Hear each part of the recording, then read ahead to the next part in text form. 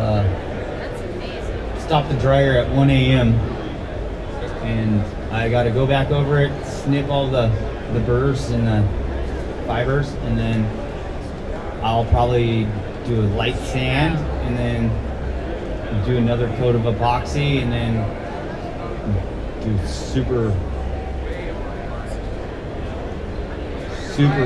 fine sand on it and then do another coat, and I'll probably switch to Gen 4 because it's thinner and Gen 4 looks a little prettier than Flexco. Flexco is a higher build and a little bit thicker, and it takes a lot longer, and it's got to be hotter temperatures to work the Flexco.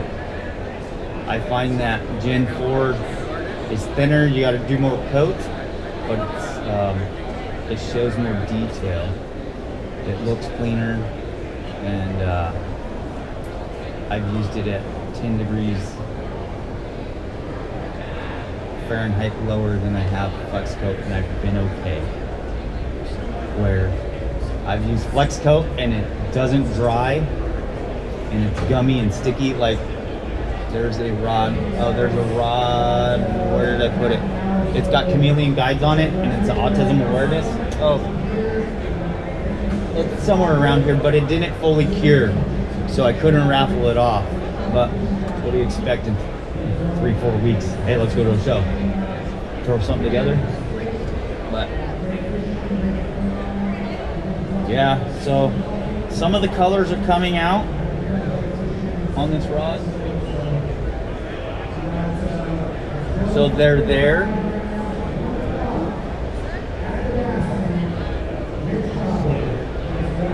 So they're on there, and these colors showing up. So I'm gonna let it dry for a little bit, and then I'll come back, and then I'll reset those spots that are lifting. But then what I'm gonna do, since it's trying to lift, I'm only gonna reset when I get some of it wet. I'm only gonna do like 1/3 of the feather, and then get that to settle back down and bond. And if I have to do it like 3 or 4 times, I'll do it 3 or 4 times. Because you gotta finesse the feather, you know what I mean? Like, Do you find that it makes it uneven with the rod, or no? no, it's just wanting to lift in some spots because the feather has that spine. Right. And so it's naturally gonna try and reflex on a flat surface, and even when I turned it off the axis and concaved it with the curvature of the feather and the roundness of the blade, I still, it's not perfect, so it's still trying to lift a little bit. And so here, go. Here's snips. I was gonna hand him a knife, but I didn't want. But yeah, so I'm just gonna go back over it one side.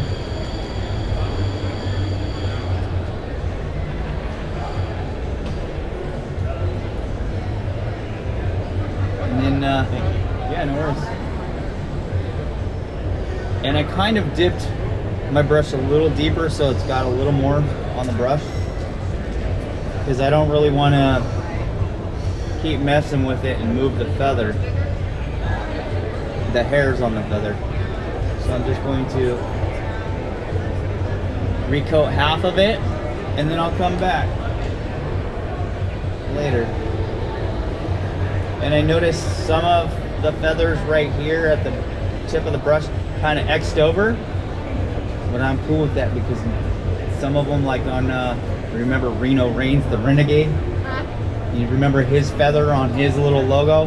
That was the shit back then. I still like it. And some of those hairs crossing back over on that feather, that flaw in the feather, I think it makes it look better. And so there's a little one on here.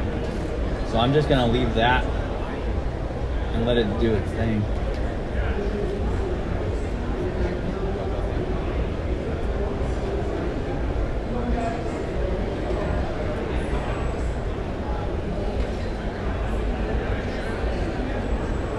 And with the lorikeet feathers, I'm very happy with the placement of the colors of the hairs at the tip of the feather. The only thing I'm not really happy with is the end of the spine that comes out of the bird. But it wouldn't be a feather if it was snipped all the way off. But I'll go back over that later with more CP, because I'm gonna have to slightly build with that color preserver to fill that gap. But my initial intention was to place these feathers and get 1 or 2 coats to where it's stuck in the position I want it, and to where it's not going to have air bubbles under, in between the feather and the blank. And so if I have to build that 1 or 2 more times to be like flawless, to where I know there's not going to be air bubbles from the epoxy, I'll just send it, and I'll just send another coat until that little bit of high build gets up to under that spine of the feather, and then it won't flex, and you won't have an air bubble under it when you go to epoxy it. And then I find, so since we're messing with delicate feathers in a feather inlay, so I would suggest using the Gen 4, which it's thinner than the flex coat.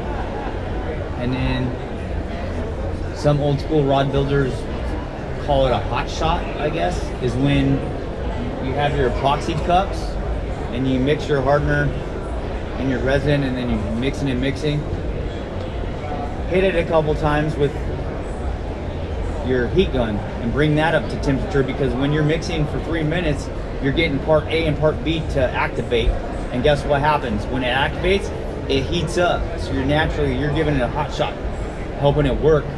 And so you just keep working that. And then I use the plastic measuring cups that have 15, 10, 5, 7.5, because I don't use aluminum. I've tried everything. I still go back to those plastic cups.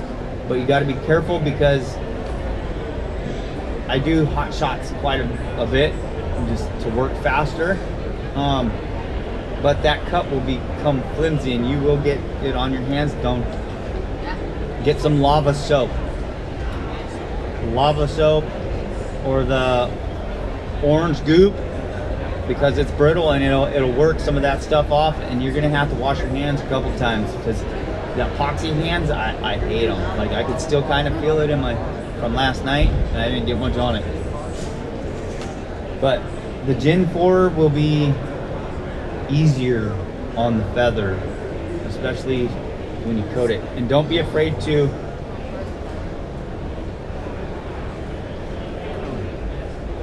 sop your brush with a lot of epoxy, especially when you go over that first coat. Like, can you see that well?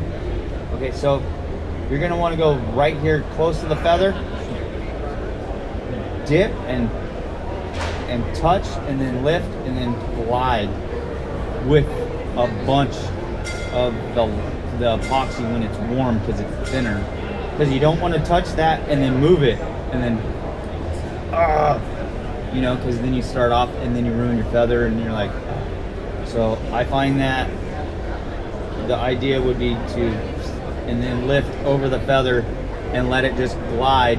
And then, because I do it on dryer rollers when I'm doing epoxy, I do my epoxy while I'm on a roller, while it's spinning a lot of the time. So what I think I would do for this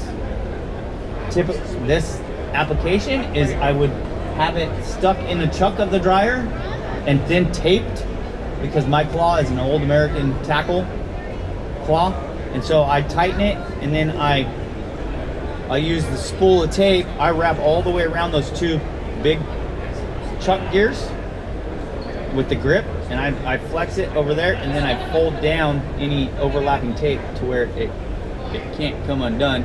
And then I even do that with the 3 chucks that are closed. I wrap up over each chuck around, and then I run my tape off the chuck claws, and then I wrap around the blank a few times, and then I do the opposite way and connect it to the chuck, so it's not slipping or it's not walking. And then I just, when I'll turn it on, and it's not going to walk if that makes sense. Do most people do it that way? Or No. I no? do it. Find beneficial? You know why I do it? Tape is cheap.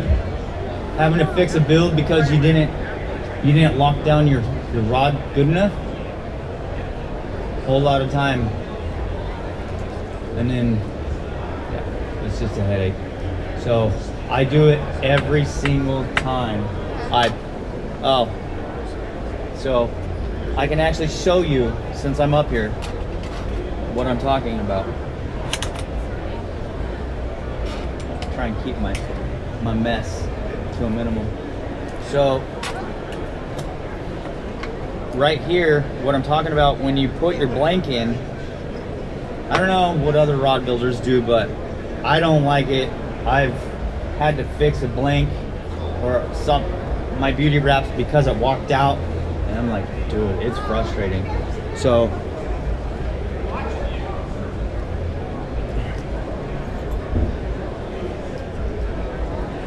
moving on from that. So when I lock in a blank,